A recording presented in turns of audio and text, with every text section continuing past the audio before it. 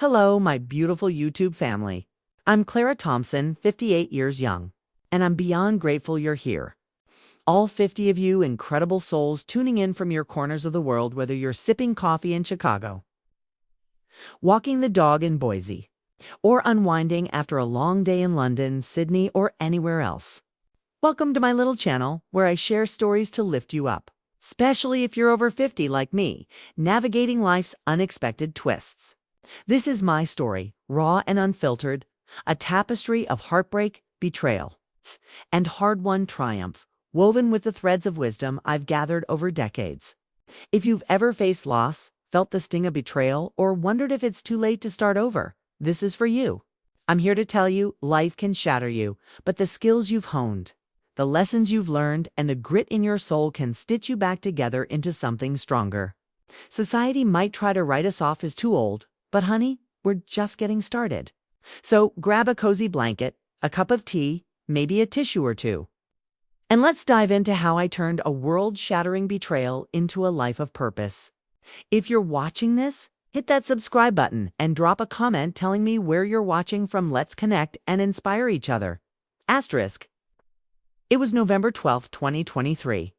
A cold, rain-soaked afternoon in Canton, Ohio. I stood under a sagging black umbrella at my sister Margaret's funeral, the air thick with grief and the scent of damp wool coats. Margaret was only 53 when breast cancer stole her vibrant spirit after a brutal 2-year fight. Growing up, we were two halves of a whole, Clara and Margaret, the Thompson sisters, inseparable in our modest brick house on Elm Street. We'd climb the old willow tree in our backyard, whispering secrets, burying treasure boxes filled with shiny marbles, diary scraps, and promises to be sisters forever.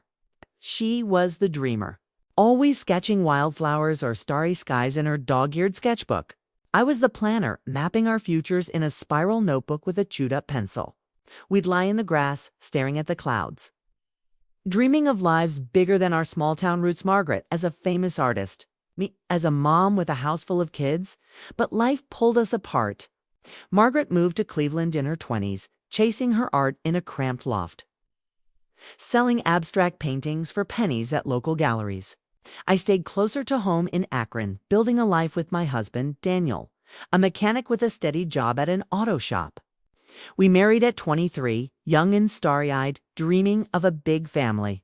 Our twins, Emma and Lucas, now 29, were my pride and joy. Emma, a pediatric nurse saving lives in Boston. Lucas, a software developer coding his way to success in Denver. They were my miracles, born after years of infertility, heartbreak. A story I'll get to in a moment. The funeral was small family. A few of Margaret's bohemian friends with their colorful scarves standing out against the gray day. And Daniel, his arm around me, but his presence hollow. He'd been distant for months, blaming late nights on work stress at the shop. I chalked it up to his long hours, maybe my own grief clouding my judgment. As the crowd dispersed, Susan, Margaret's best friend, approached me, her glasses fogged with rain and tears. "Clara," she said, her voice trembling like the leaves above us, "Margaret made me swear to give you this." She pressed a soggy envelope into my hand, sealed tight with duct tape. She said you'd know what to do.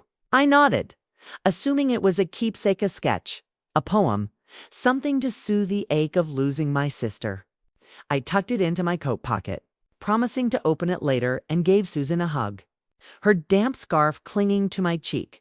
That night, alone in our quiet Akron home, Daniel out grabbing beers with the guys for the third time that week, I sat by the fireplace, the envelope heavy in my lap.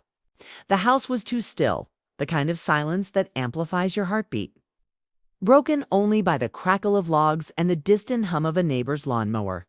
I sliced the envelope open with a butter knife, my hands unsteady, the paper tearing slightly. Inside was a single scrap of paper, Margaret's handwriting shaky from chemo. Each letter a labor of love or guilt. The twins aren't yours. Check the willow tree. Forgive me if you can. I'm so sorry for everything. My heart stopped, the room tilting around me. The twins aren't yours? Emma and Lucas were my everything, the light in my darkest days. Daniel and I had married young, full of dreams, But by 27, after countless negative pregnancy tests, fertility, clinic visits, and injections that left my thighs bruised and my spirit broken, hope was a flickering candle.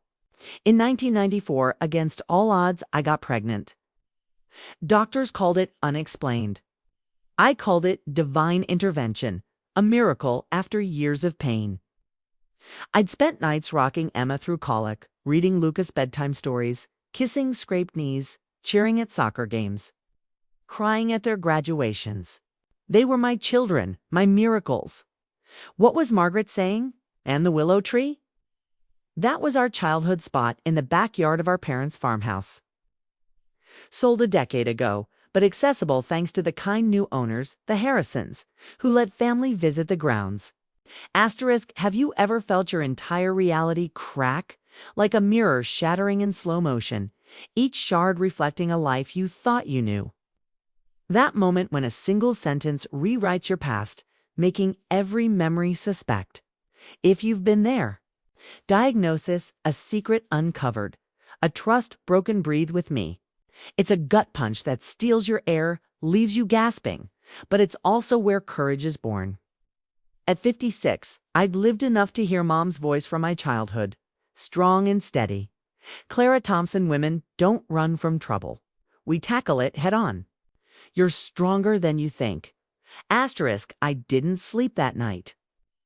The note burned in my mind, each word a splinter digging deeper.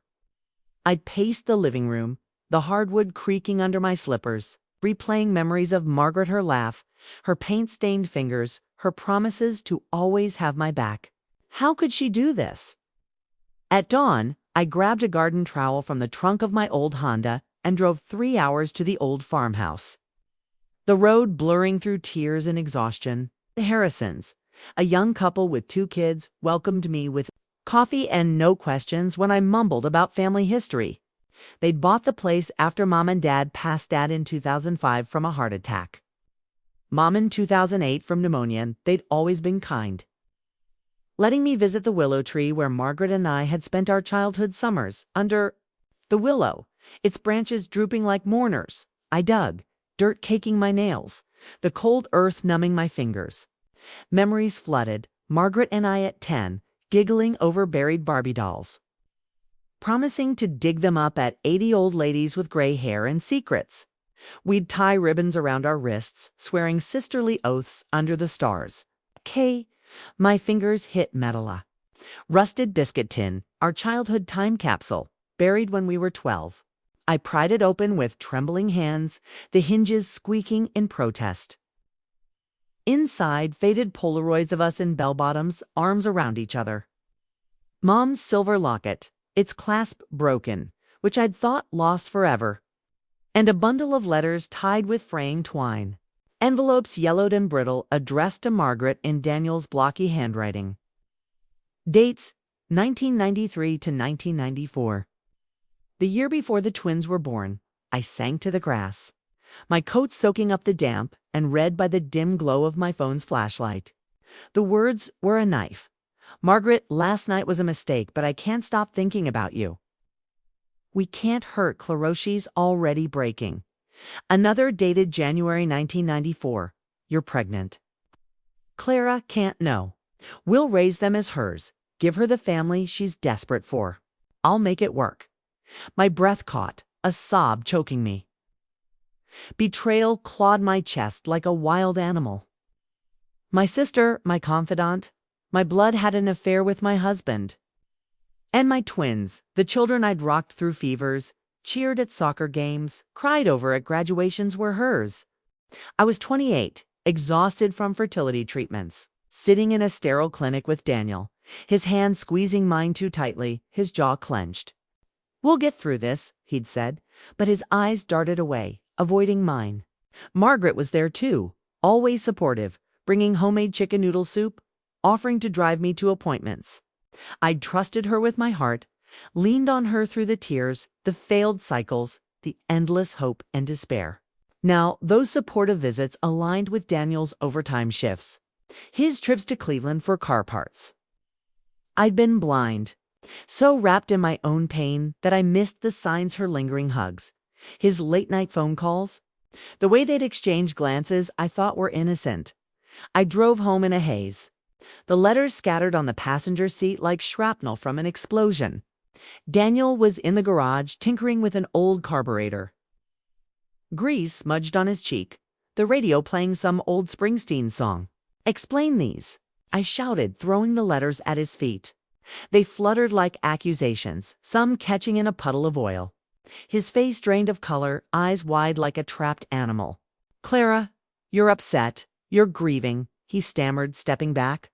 I cut him off, my voice shaking but sharp. "Don't you dare lie to me."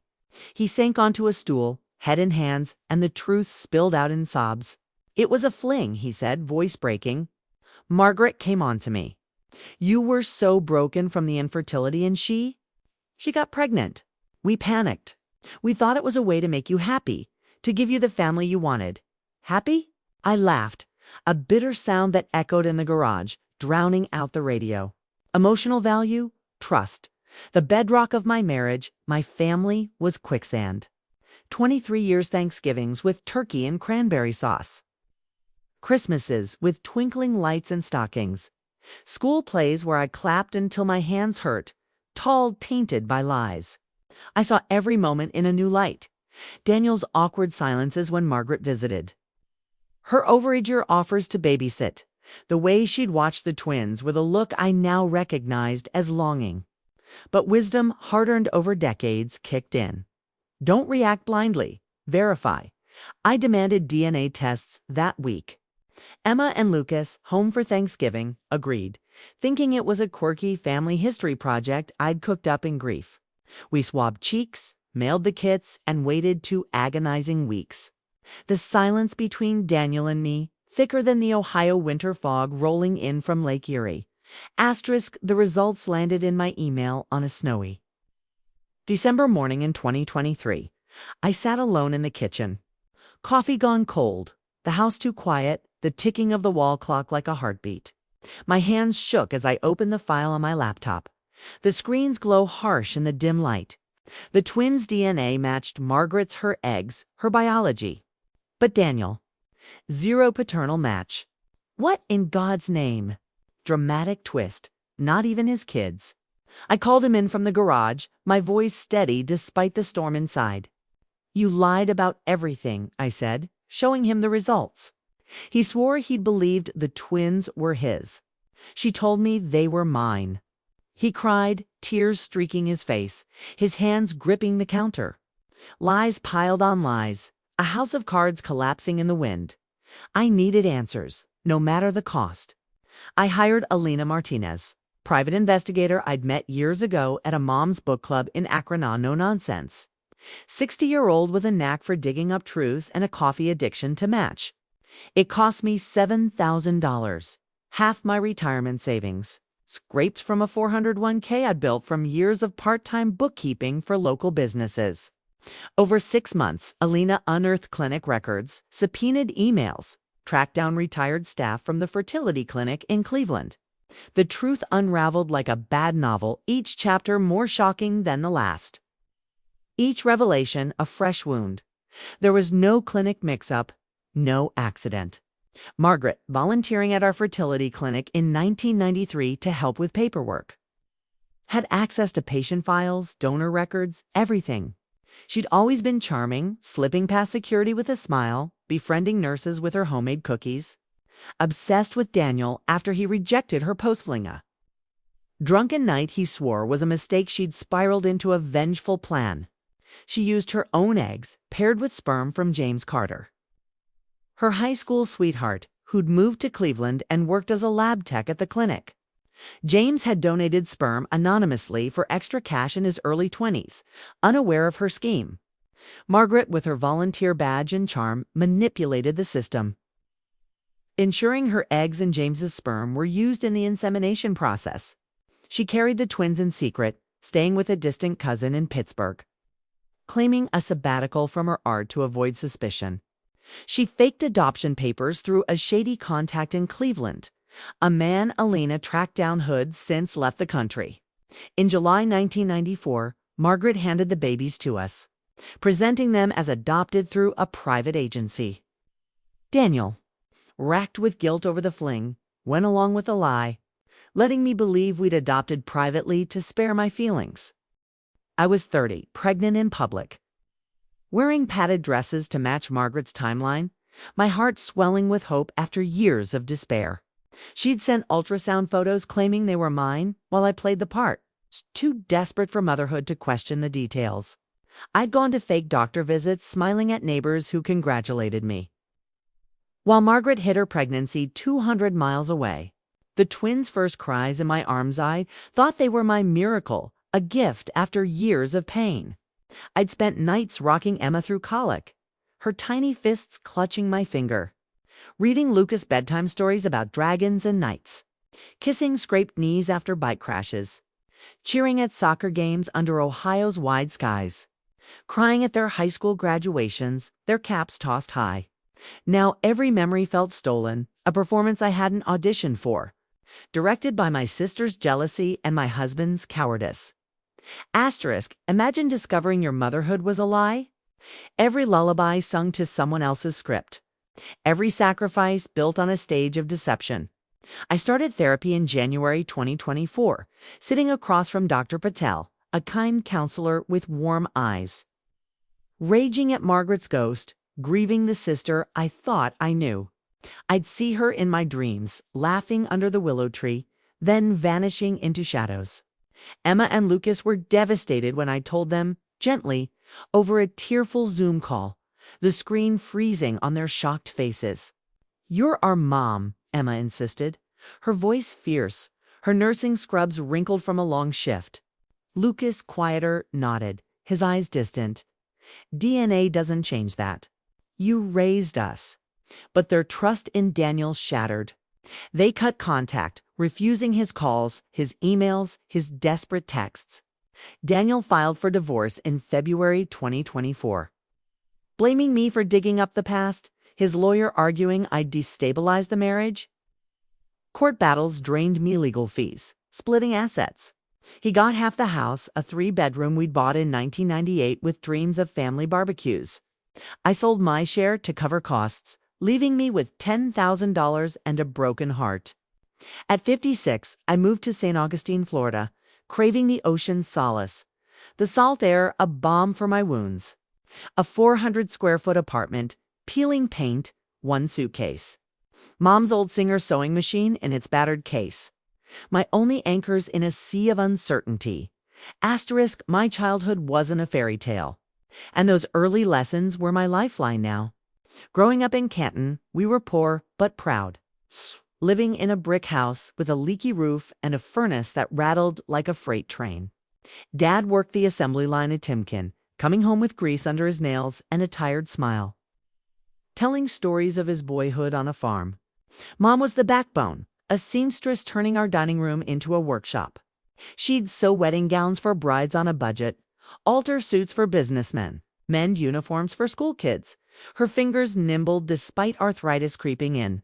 In 1982, when I was 15, Dad lost his job in the recession. His pride bruised as he took odd jobs mowing lawns, fixing fences, shoveling snow. We survived on Mom's earnings, food stamps, and Dad's vegetable garden, where I'd learned to grow tomatoes, carrots, and zucchini at 8, my small hands pulling weeds under his watchful eye. At 12, I'd thread needles, hem dresses. By 16, I kept Mom's books in a spiral notebook.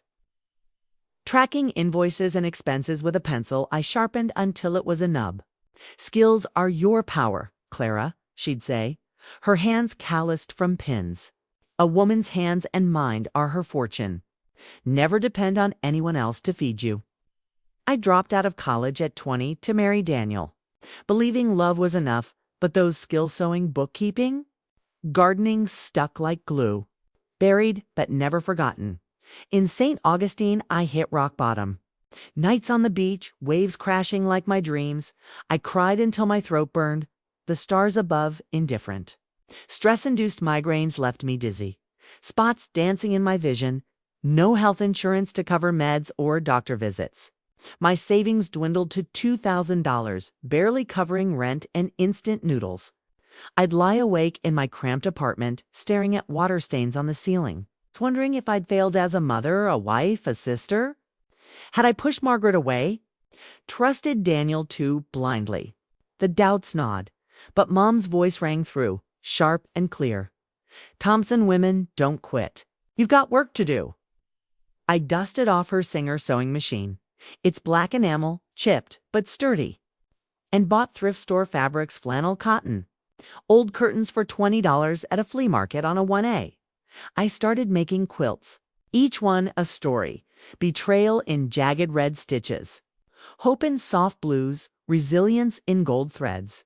I posted on Facebook Marketplace, Clara's story, Quilt Stitch Your Heart, uploading blurry photos from my old phone, my hands shaking as I typed. $40 for a lap quilt to a neighbor, Mrs. Jenkins. A 70-year-old widow who wanted it for her granddaughter's dorm. She hugged me, her perfume like lavender and mothballs, and said, "You've got a gift, Clara." Then Helen, 62, widowed, ordered one. Her story echoed my cheating husband, starting over after a divorce at 50. We met at a cafe on St. George Street, swapping tales over iced tea and key lime pie, the ocean breeze drifting through the open windows. She'd turned her baking hobby into a small pie business, selling at farmers markets, her hands dusted with flour as she spoke. "Use what you know, Clara," she said, her eyes bright with survival. "You've got skills. Don't let them gather dust." She invited me to her senior crafting group at the St. Augustine Community Center, a squat brick building with a mural of dolphins on the wall. 10 women, all over 50, gathered around folding tables, sharing stories, divorces, layoffs, kids moving away, health scares. Orders trickled in. 5 quilts, then 20, then 50. I learned Etsy, Instagram. Watching YouTube tutorials at 2 a.m., my eyes gritty but my spirit waking. A spark I hadn't felt in years. The crafting group became my lifeline, my chosen family. There was Maria, 55, divorced after her husband ran off with his secretary. A marketing whiz who'd lost her ad agency job in the 2020 downturn. Linda, 60, widowed, had run a small shipping company with her late husband. Her hands steady as she packed boxes. Rose, 58, a retired teacher. Radiated warmth, but carried the weight of a son lost to addiction, her smile masking grief. We'd meet weekly, stitching, laughing, crying, passing around coffee and homemade cookies. Maria taught me to target ads to seniors, showing me how to use Canva for eye-catching posts. Linda showed me how to pack quilts for shipping, saving on costs with recycled materials. Rose led breathing exercises when my migraines flared, her voice soft as she counted, inhale, hold, exhale. Emotional value. Community isn't just comfort, it's power. We were women who'd been knocked down by life divorce, loss, betrayal, but we refused to stay there, lifting each other up with shared skills and stories. Emma called one night in March 2024, her voice breaking over the phone. Her fiancé had cheated, leaving her heartbroken. She'd quit her Boston job, needing a break. "Mom, can I stay with you?" I cleared space in my tiny apartment, pushing my sewing table against the wall. And she arrived with a suitcase and red-rimmed eyes. We quilted together her nursing tales in green threads, her heartbreak in gray swirls, her hope in yellow patches. "You're so strong, Mom," she said, her hands trembling over the fabric as we sewed late into the night, the hum of the Singer a lullaby. Lucas zoomed from Denver, his face pixelated but his voice steady, offering tech tips. "Mom, you need a website. Etsy's great, but you're leaving money on the table." He coded a basic shop page, linking to Etsy. With a logo he designed a willow tree with golden stitches. Emotional hook. Family isn't DNA. It's choice, love, showing up. We healed stitch by stitch as Emma stayed 3 months, finding a nursing job in Jacksonville, an hour away. Lucas visited that summer, helping me set up a PayPal account, his laughter filling my apartment, like it hadn't since he was a boy. The community center wasn't just for crafting, it was a hub of reinvention. I met Grace, 52, a former chef who'd escaped an abusive marriage. Her hands scarred from kitchen burns, but her spirit fierce. She taught me to make empanadas, her recipe a blend of her Puerto Rican heritage and Southern flair. Tanya, 59, a laid-off librarian, joined us, her love of storytelling turning our workshops into mini book clubs. We read memoirs, Glennon Doyle, Maya Angelou's Cussing Resilience over tea.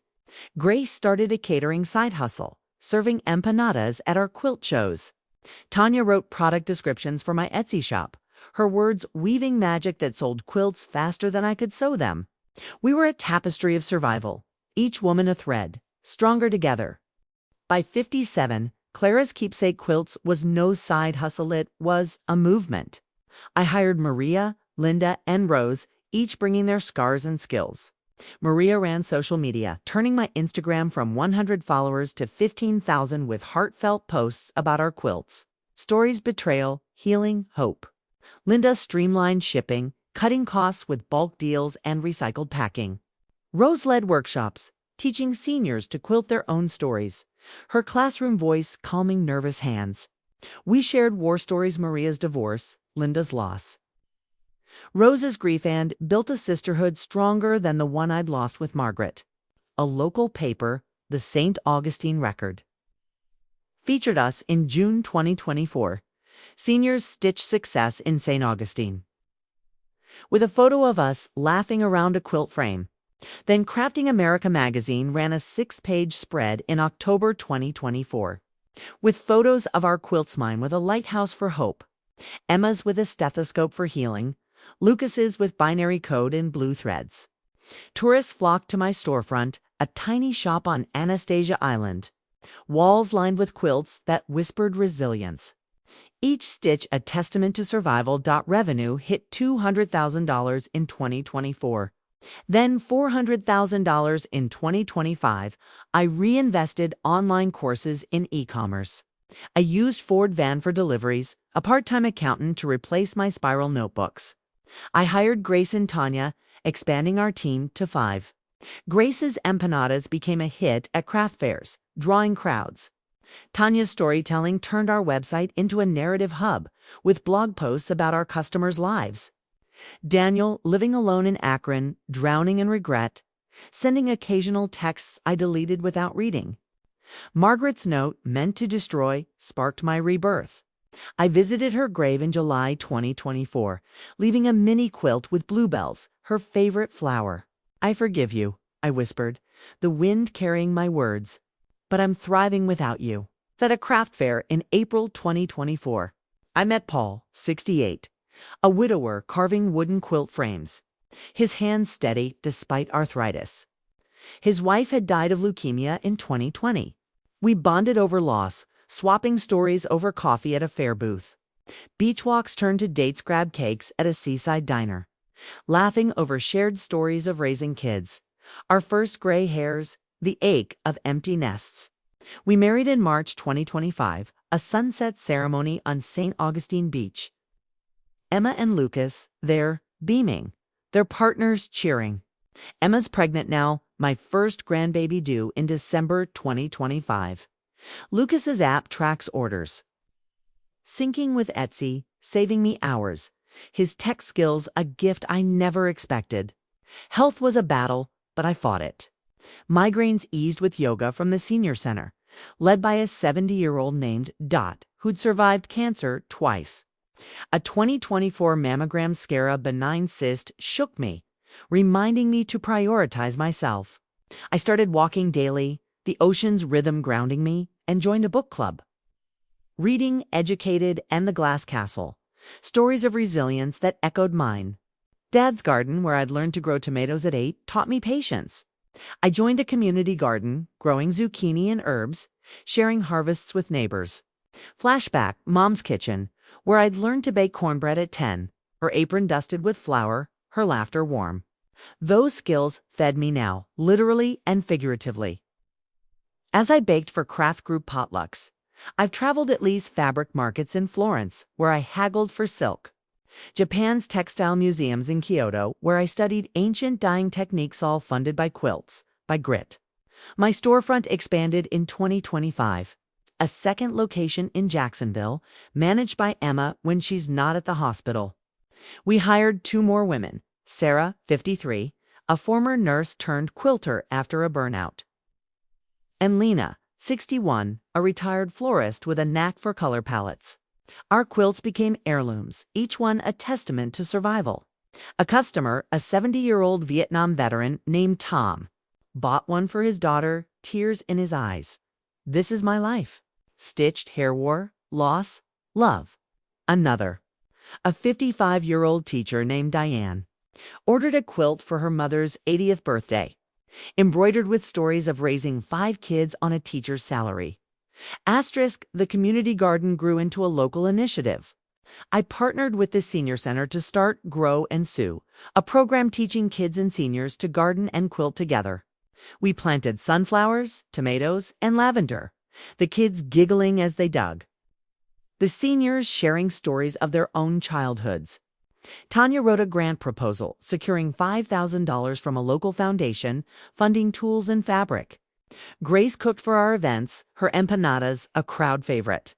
The program gave me purpose beyond profit, a way to give back, to teach resilience to the next generation. Resilience from mom's needle, adaptability from dad's hustle, empathy from pain, community from loss.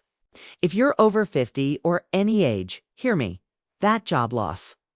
Start a side hustle bake, right? Fix things. That heartbreak. Paint, sing, build. That betrayal. It forges strength, sharpens your edge. Your skills cooking, teaching, gardening, even organizing a messy drawer at your power. Society might overlook us, but we're unstoppable when we lean into our wisdom. Don't lose hope. Wield it like a sword, cutting through doubt to carve your path. Asterisk, if you're watching this, subscribe and let me know where you're watching from in the comments below. Share your story, your pain, your victory, your skills. Have you faced betrayal? Started over. Found strength in a skill you forgot you had? Let's lift each other up, inspire each other to keep going. You're never too old, too broken, to rise from the ashes. Keep stitching your legacy, and I'll see you in the next video. Thank you for being here, for being part of my journey.